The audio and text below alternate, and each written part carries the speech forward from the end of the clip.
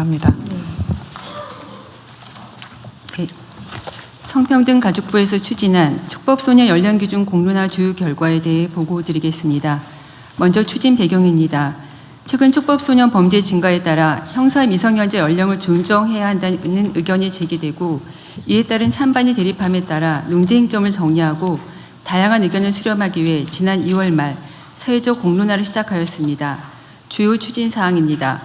법무부, 교육부, 경찰청 등 관계부처와 전문가가 참여하는 사회적 대화 협의체를 구성하였으며, 지난 4월에는 시민참여단이 참여하는 양일간의 수기 토론회와 공개 포럼, UN 아동관리위원회 면담 등을 통해 다양한 의견을 수렴하였습니다.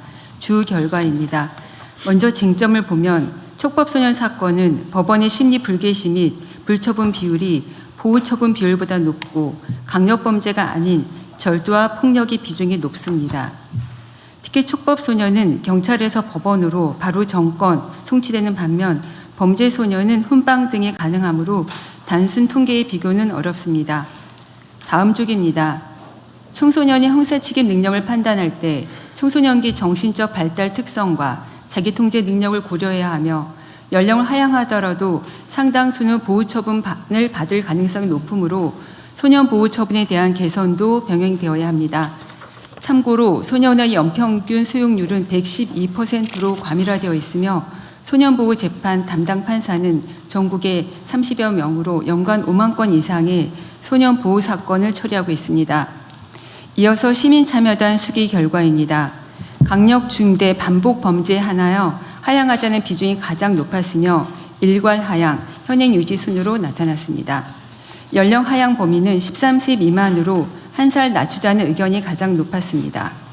특히 시민들이 중요하다고 본 결정 기준은 범죄 예방을 통한 사회 보호, 피해자 보호와 국가의 책임 있는 대응이었습니다. 다음 페이지입니다. 사회적 대화협의체 제도 개선 공고안의 주요 내용입니다. 시민참여단 수기 결과를 존중하되 연령 하향의 효과와 통계적 근거, 소년의 발달 특성, 보호 인프라 여건 등을 종합적으로 고려하여 신중한 검토가 필요하며 관련 제도 개선 사항을 함께 제시하였습니다. 초기 대응을 위해 촉법소년 경찰 조사 가이드라인 및 조사권 근거를 마련하고, 입원뿐만 아니라 통원 치료까지 가능하도록 치료 처분을 개선하는 등 보호 처분을 내실화하고, 보호 처분 시설 및 소년 분류 심사원 등 인프라 확충, 피해자 진술권, 열람 등사 등 피해자의 알 권리 보장 등을 위한 법률 개정을 권고하였습니다. 종합 검토 의견 및 추진 계획입니다. 시민참여단 수기 결과를 고려하여 강력 중대 범죄에 한해 연령을 낮추는 방안을 검토하되, 협의체에서 제시한 소년사법 체계 전반의 개선 대책을 병행 추진할 필요가 있습니다. 형법 및 소년법 등 관련 법률 개정을 추진하고, 범정부 추진 체계를 통해 보호처분, 교정, 예방 등 후속 제도 개선 과제를 긴밀히 논의해 나갈 필요가 있습니다. 이번 공론화 과정에서는 2달 동안 각계 전문가와 많은 시민 여러분께서 진지하게 참여해 주셨고, 언론에서도 개별 사건을 넘어 우리 소년사법 체계의 현황과 개선 방향을 함께 고민해 주셨습니다. 많은 시민들께서 이 문제를 이렇게 폭넓고 깊이 있게 사회적으로 논의한 것은 처음이라며, 연령 하향 여부를 떠나 그 자체로 의미 있는 과정이었다는 말씀을 전해주셨습니다. 대통령께서 공론화의 필요성을 주문하지 않으셨다면 우리 사회가 형사 미성년자 연령이라는 하나의 제도를 넘어 청소년을 어떻게 보호하고 건강하게 성장하도록 도울 것인가를 함께 고민하는 출발점에 서지 못했을 것입니다. 나이라임 오렌지 나무라는 책에는 생업에 바쁜 부모의 방임으로 자신을 크리스마스에 태어난 악마로 여겼던 꼬마가 소년의 얘기를 들어주고 보듬어주는 이웃집 아저씨 뽀르뚜가로 인해 마음의 안정을 찾고 성장해가는 이야기가 나옵니다. 이번 공론화 과정에서 우리는 그동안 소년 비행으로 보호 처분을 받았던 많은 소년들이 사회 곳곳에 있는 이런 뽀르뚜가의 도움으로 잘 성장하여 전문직, 공무원, 지역사회 일꾼으로 활동 중인 사실을 확인했습니다. 앞으로 성평등가족부는 관계 부처와 함께 소년 비행에 대하여는 엄중하게 바라보되, 도움이 필요한 소년이 곁에서 이러한 사회적 논의를 바탕으로 청소년이 안전하게 성장하고 국민이 안심할 수 있는 사회를 만드는 데 최선을 다하겠습니다. 이상입니다. 네, 여기 우리 의견들을 좀 들어볼 텐데 핵심은 그런 거죠. 일괄적으로 낮추지 말고 중대범죄, 반복범죄에 한정해서 한 살만 낮추자. 네. 그 말이죠. 부분적으로. 뭐 다른 분들 의견 좀 한번 말씀해 보십시오. 의견 없어요? 너무 예민한 주제라서 나중에. 네, 그 토론 과정에서 교육부 같은 경우에는 좀 신중 검토, 신중한 아예 낮추지 말자. 네, 그런 그것이 어느 정도의 교육적 효과가 있을까에 대해서 고민도 많이 했는데 긴 토론 과정을 성평등가족부와 같이 지켜보고 하면서 최종적으로 결론 내린 조건부의 하향하는 방침에 대해서 적극 공감하고요, 동의하고 그럼에도 촉법소년 연령 하향 여부와 별개로 교육부에서는 원래 우리의 정책 방향인 그 교육과 회복이라고 하는 방향을 유지하는 가운데 우리 학생들이 특히 범죄에 빠져들지 않게 위기 학생의 조기 발견을 적극적으로 실시한다든가 경찰이나 병원 등 전문기관과 연계를 강화해서 학생의 회복 탄력성을 강화할 수 있는 교육 체계를 더욱 강화하는 방향으로 협력하기로 했습니다. 그러니까 그건 뭐 부수적인 대책이고 핵심 쟁점은 촉법소년 나이를 하향하는 문제. 법무부에 저 하나 물어볼 게 있는데요.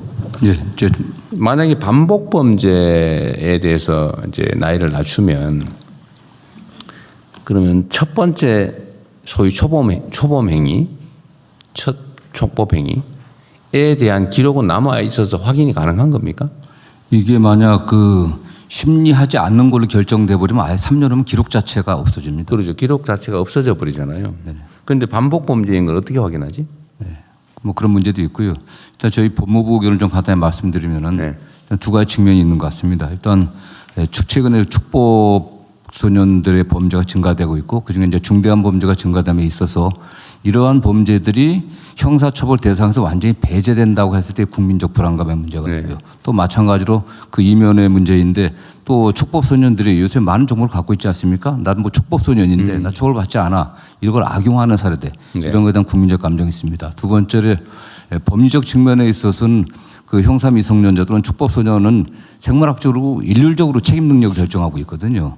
그렇게 이렇게 예외적으로 이렇게 하는 경우는 오히려 그게 예외적인 겁니다. 그렇기 때문에 현재는 14세 미만으로 일률적으로 정해져 있는 그 책임 능력의 문제를 갖다가 범죄의 중대성이라든가 뭐 반복성 같은 것은 책임 능력과는 별개의 문제 아니겠습니까? 그리고 그 행위자의 속성과는 그 책임 능력은 그 행위자의 속성의 문제인데 범죄의 중대성이라든가 또는 뭐 이런 반복성 별개의 문제이기 때문에 이걸 해갖고서 부분적으로 또 예외적으로 몇 가지 범죄에 대해서만 하향한다는 것은 법리적인 문제가 좀 있다라는 그런 측면의 문제도 있습니다. 그리고 또 중대범죄를 갖다 어떻게 가르칠 건지 나눌 건지에 대한 쟁점도 남아 있습니다.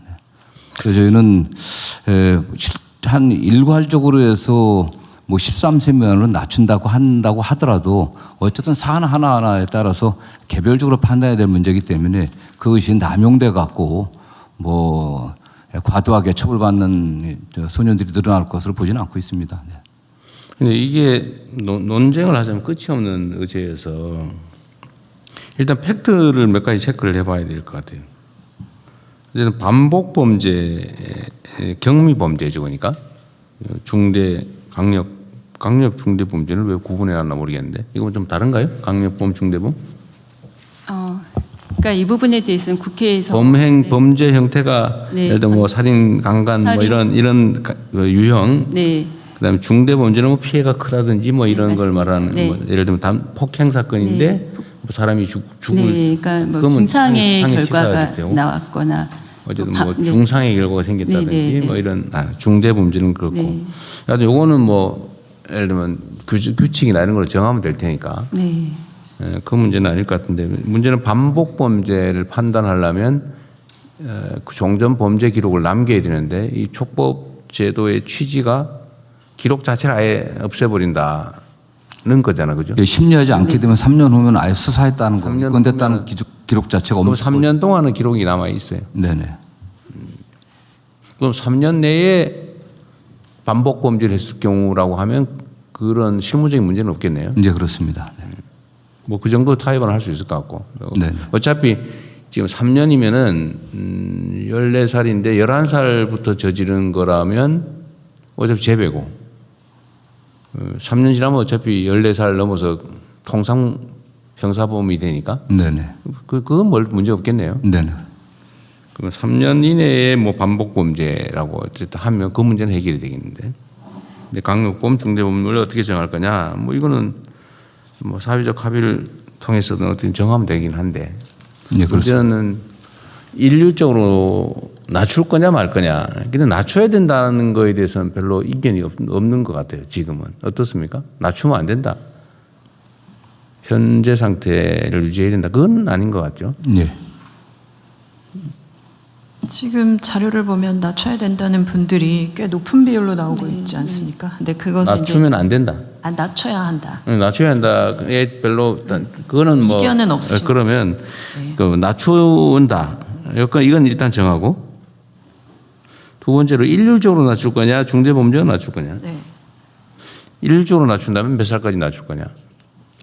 일률적으로 낮추는 거를 뭐 2살씩 하는 건 너무 과한 것 같긴 하네요. 지금 일단 만약에 논의한다면 1살 정도 일률적으로. 예, 그렇습니다. 네. 일률적으로 한다면 한 살. 근데 중대범죄에 대해서는 어떻게 할 거냐 그러면. 근데 요즘 실제로 저런 거 있지 않나요? 아니 뭐 물론 뭐 언론 보도라고 하는 게 약간 선정성이 있어서 극히 예외적인 경우가 주로 보도되긴 하지만 아까 본부장은 말씀하신 것처럼 나 처벌 안 받아라고 하면서 그 저지르는 장면도 있더라고요. 네. 그런 걸 보면 일정한 경우에는 1살만으로 부족하지 않나요? 예를 들면 12살인데 무슨 살인행위나 중범죄를 알면서 저지를 수도 있잖아, 그죠? 그럴 경우가 있을 수 있지 네, 않습니까? 그렇습니다. 네. 네. 그 길을 이용할 수도 있겠고. 근데 지금 수기 과정에서 말씀 주신 것은 네. 중대 반복 그 강력 범죄에 대해서는 13세 그러니까 한 살. 13세라도 예, 고 범죄에 대해서 예, 그거는 일률적으로 낮추지 말고 그냥 얘기는 여기 어쨌든 성평등 가족부 의견은 일률적으로 낮추지 말고 특정 범죄에 대해서만 1살만 낮추자 그 말이잖아. 네. 부분적으로 1살. 그렇습니다. 그 말이잖아. 부분 한 살. 네, 부분적으로 네, 한 살만 맞습니다. 낮추자. 근데 그거 너무 미약하지 않냐 그런 생각이 드는 거죠. 그리고 전 세계적으로 12세 하는 경우도 꽤 많지 않나요? 12세, 13세. 네. 어쨌든 이런 쟁점이 있어요. 일률적으로는 낮추지 말자가 결론인데 지금은 의견은 그런 거죠. 일률적으로 낮추지 말고 중대 강력 반복 범죄만 1살 낮추자. 부분적으로 1살. 예, 그렇습니다. 원래는 아예 안 낮추고 현상 유지하는 걸로 의견들이 많았다고 하던데 전문가들 의견은. 네. 국민들께서 촉법소년 이하라고 하면 처분을 안 받는 것으로 어떤 처벌도 안 받는 것을 많이 오해하는데 사실상 소년원 2년간의 장기 소년 송치까지 가능한 꽤 중대한 처분이 뒤따른다는 것을 잘 모르셨던 것 같습니다. 2년 최대 2년 소년원 송치 2년. 네, 맞습니다. 그래서 직접 촉법소년을 담당했던 회사님 말씀으로는 오히려 14세, 15세 소년보다 촉법소년이 소년을 송치라는 더 중대한 처분을 받을 수 있다. 그런 점들이 좀 국민들이 모르고 계시는 것 같다는 말씀도 주셨습니다. 지금 14세 미만이라도 네, 소년은 송치할 수 있다. 장기 2년을 송치까지 가능합니다. 지금 그 14세 미만도 어쨌든 촉법 소년이라고 해서 처분이 가능하긴 예, 한데 가능합니다. 네. 그 한계는 또 몇 살까지예요? 어떤 한계 말씀하십니까? 7살까지도 돼? 아니죠. 그 10살. 10살, 10살부터? 네, 네, 10살부터 13살까지 가능하고 10살부터 13살까지는 요걸 촉법소년이라고 불러요? 네. 네, 그렇습니다. 10살 미만. 그러니까 9세 이하는 아예 뭐 형사처벌의 대상이나 그 보호처분의 대상이 아니니까요. 9살 미만은 아예 대상이 아니고 촉법소년으로 분류해서 처분하는 것은 13세 말, 그러니까 14세 되기 전, 네네. 10세 이상, 네, 그렇습니다. 10세부터 13세는 4년간인가요? 그래서 10살, 11살, 12살, 4년간입니다. 11살, 12살. 여기에 대해서는 현재도 소년원 송치가 최대 2년이 가능하다. 네, 지금 법무부 자료에 의하면 13세 소년이 송치되어 있는 비율이 25년에 57명으로 나옵니다. 그러니까 촉법 소년이라고 해서 결코 면제되는 게 아니라는 것을 저는 촉법 연령대 소년들이 분명히 알고 그 부분에 대해서 교육부에서 성평등보다 함께 저희가 적극적인 교육을 해야 된다고 생각합니다. 자, 9세 미만은 처벌 제재가 전혀 없고 네, 그렇습니다. 10세부터 13세까지는 촉법소년으로 최대 소년원 2년 송치가 가능하고 네, 그렇습니다. 14세부터 18세까지는 소년범이라고 해가지고 유기징역만 네, 징역형도 가능하고 또 소년 그 보호처분도 가능하고. 무기징역까지 가능한 거예요? 아니면 유기징역만 가능한 네. 거예요? 장단기를 정해서 유기징역까지만 선고가 가능한 그렇습니다. 네. 거예요? 그 소년범이고 이제 네. 18세가 넘으면 성인범으로 뭐 그냥 형법 일반적으로 다 적용되는 거죠. 참 어려운 주제예요. 중대강력범죄만 소년범으로 처벌하자. 근데 이게 현재 이제 의견이죠. 네, 현재도 실제 그 소년법 전담 판사들은 뭐 14세나 15세 같은 경우도 일반 형사범으로 처벌하는 게 거의 매우 드뭅니다. 사실 그래도 오히려 소년원에 보내갖고 다시 갱생의 기회를 주는 게 낫다는 게 일반적이었기 때문에 지금 14세 정도 형사범 소년범도 저기 소년원 보내면 소년원인데 유기징역으로 단기 얼마 장기 예. 정해서 보내는 거죠. 네, 그렇습니다. 법제처장입니다. 네. 제가 한 가지 좀 정정할 게 있습니다. 지금 그 12년까지 6개월 이상 2년까지의 그 소년원 송치는 12세 이상만 가능합니다. 12세 이상. 예, 네. 6개월 이하의 경우에는 12세 이하도 가능하고 11은 6개월 이하, 12부터 13은 2년까지 가는. 소년범이 되면 요새는 20년까지인가요? 장기 20년? 장기 10년이고 10년. 단기 5년입니다. 아, 소년범은 또 네. 10년. 아무리 중대한 범죄를 저질러도 10년에서 5년에서 10년까지가 최대예요. 그러니까 사형하고 무기징역에 해당하는 형을 그러니까 그 범죄를 저질렀을 경우에는 그게 15년으로 대체가 됩니다. 그러니까 그 최대 경우 15년. 아니고서는 10년, 5년이 최대입니다. 처벌이 안 되는 건 아니다. 현재 그렇습니다. 상태로도. 그러면 최대 선고 가능한 형량을 2년 소년원 송치 2년에서 징역 15년까지 가능한 걸로 바뀌는 거네요. 그러니까 보통의 경우에는 10년, 5년이고요. 그러니까 사형 무기징역의 어쨌든, 네. 경우에만 15년으로 대체됩니다. 그러니까 뭐 어쨌든 뭐 보통 중대범죄나 사형이 꽤 있으니까 15년. 어쨌든 이걸 가지고 이제 또 우리 국민 여러분께서도 또 참고로 판단을 좀 해주시면 좋을 것 같고요. 그러니까 나이대에 따라서 현재도 촉법소년이 처벌되지 않는 건 아니다. 다만 2년 소년원 송치 2년이 최대다. 그런데 만약에 촉법소년의 나이를 낮추면 중대범죄자인 경우겠지 주로. 그럴 경우는 15년까지 선고가 가능해진다. 근데 현재 13세 미만의 경우는 소년원 송치 2년이 최대치가 된다. 그걸 낮추면 이제 15년까지 가능해지는 거죠. 그러니까 처벌이 안 되고 안 되는 거, 우리 국민들이 그런 오해를 하고 있는 건 맞는 것 같아요. 촉법소년이 되면 처벌이 아예 안 된다. 아, 그건 아니고 장기 아니지. 2년 최대 2년의 소년원 송치까지는 가능하다. 네. 그 아래 나이도 마찬가지고, 그죠? 네, 맞습니다. 네. 다만 뭐 그 형사범일 때하고 소년범일 때는 차이가 나는 게 소년원에서 뭐 2년 있다고 하더라도 전과 기록이 남지 않기 때문에 향후 뭐 공직에 들어간다거나 할 때 아무런 장애가 되지는 않습니다. 그 차이가 굉장히 크죠, 사실요. 아, 그래서 이재명이 소년원 얘기가 나온 거구나. 그래서 기록이 없어졌다. 그런. 공개를 하지 못하게 돼 있습니다. 아, 있긴 있어요. 없습니다. 아니, 기록이 소년원 기록이 없어진다는 게 진짜 기록은 물리적으로 없어요. 기록은 남아 있습니다. 공식적으로 안 가르쳐 준다는 거예요. 그 기록은 남아 있지만은 그 기록은 있지. 알려줄 수가 없습니다. 아니, 법률상. 알려주지 않는 거지. 기록이 없어지는 건 아니지.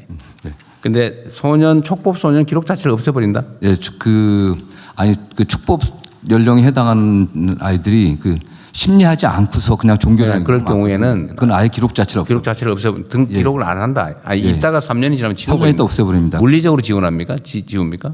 예, 실질적으로 없애버린다고 합니다. 예. 근데 그거 중요하지. 옛날에도 전과 기록이 뭐 몇 년 지나면 없어진다 해놓고는 사실 기록은 다 남겨 있잖아 지금. 근데 전혀 심리하지 않는 비율이 거의 한 뭐 47, 8%, 50% 육박할 겁니다, 지금요. 전혀 심리하지 않는 비율이 높게 나오는데 그 이유는 그 소년부 전담 판사님들에 의하면 그 학교 폭력 등으로 학교 안에서 발생한 폭력 등 좀 경미하게 느껴진 경우에 그 심리 불개시나 또 보호 처분하지 않는 결정을 내리시는데 보통 그 외에 일반적인 절도나 폭력 사건은 법원에서 재배행 예방을 위해서 오히려 보호 처분을 강하게 내리는 경향이라고 하십니다. 네, 절도 사건이 많죠. 네. 절도, 폭력 네. 뭐 이런 게 좀 많은 편이고 가끔씩 이제 성범죄, 네네. 네. 심하면 치사에 이르는 범죄도 있긴 있죠. 혹시 연간 살인 사건이나 강도 사건 이런 거는 몇 건 정도? 축법 소년에 한해서 저희가 확인했을 때 최근 3년간은 없었습니다. 그리고 4년 전에 발생했던 하나의 사건을 직접 담당한 판사님께서 말씀해 주셨는데 유일한 양육자인 고모를 살해한 소년 13세 소년이었는데 그 소년의 정신 조현병이 있어서 오히려 소년 보호 처분으로는 의료 보호 시설로 보내고 이후에 소년은 2년을 보냈다고 합니다. 소년은 2년에 네, 보호 시설. 네, 근데 판사님 말씀으로 만약에 이게 형사 사건으로 됐다면 책임 조각 사유가 되어서 아마 처벌을 받지 않았을 거다는 말씀도 해주셨습니다. 그래서 이런 부분까지 살인 사건은 그랬고 그다음 혹시 네. 강도 사건이나 아니면 네. 집단 폭행 뭐 네. 이런 거는 네 그런 경우에 비율도 꽤 집단 폭행 예를 들면 뭐 흉기 소지 폭행이나 이런 강도 사건은 점차로 줄고 있는 경향입니다. 강도 사건은 꽤 있나 보군요. 네, 강도 사건. 촉법 소년의 경우에는 아무래도 뭐 절취하려다가 그 소유자가 붙잡는 경우에 뿌리치거나 근처에 있는 무기를 든 경우에 강도가 되고. 중강도. 네, 네. 어려운 주제인데 오늘 뭐 최종 결정을 하지 말고 이 논의를 기반으로 다시 우리 현장의 의견 또 우리 국민들의 의견도 좀 수렴해 보고요. 하여튼 쟁점은 이렇다. 현재도 처벌이 되긴 하는데 하여튼 최대 소년은 2년 송치가 최대다. 근데 이걸 바꾸면 15년까지 가능해진다. 이거를 모든 범죄의 경미 범죄까지 다 낮출 거냐. 낮추면 이제 다 기록이 남는 거죠. 기록이 남아서 어디 뭐 약간의 감정적인 우발적 뭐 폭행 사건 이런 것도 일단 신고되면 뭘 기소유예라든지 하더라도 기록은 다 남게 되는데 촉법소년 상태면 없어진다. 예, 뭐 심리 불개시 경우는 그 차이가 있고 경미하면 심리 안 하겠죠. 네. 그러면은 어쨌든 전체에 대해서 낮출 거냐, 낮춘다면 1년 할 거냐, 2년 할 거냐. 최대가 2년인 것 같고 또 중대 범죄와 반복 범죄, 강력 범죄 요런 경우만 한 살 또는 2살 낮출 거냐. 요거 남는 건데 낮추긴 낮춰야 될 것 같고요. 네네. 부분적으로 낮출 거냐, 전면적으로 낮출 거냐, 모두 범죄 낮출 거냐, 1년 낮출 거냐, 2년 낮출 거냐. 요 범위 내에서 다음에 한번 또 토론을 한번 해보고 그 사이에 네. 우리 국민 의견도 한번 수렴을 또 한번 해보시죠. 네. 다양한 방식으로 뭐 여론 조사를 해보든지 아니면 이 얘기를 좀 알게 된 사람들의 의견이 중요하니까요. 뭐 모르고 아예 처벌이 안 된다 이런 생각하는 분들이 있어서 네. 그런 분들은 처벌해야지 네. 이런 생각이 많거든요. 네. 근데 그게 아니고 처벌되는데 더 강화하는 거다. 네. 그런 전제에서 다시 한번 또 의견을 한번 들어보겠습니다. 매우 중요한 예민한 현안이어서요. 오늘은 여기까지 하시죠. 이건. 네, 말씀 주신 것처럼 사실 저희가 드라마를 통해서 보면서 이게 굉장히 굉장히 많은 사건이라는 생각을 할 때가 있고 또 좀 아예 처벌을 받지 않는다고 좀 오해하고 있거나 이런 부분들이 있는 것 같습니다. 국민들께서도. 그래서 이번 참에 좀 말씀하신 부분들을 잘 정리를 하고 그리고 이 사건들의 내용을 봐도 아주 좀 강도나 강간 이런 사건들의 숫자는 굉장히 적은 숫자이고 물론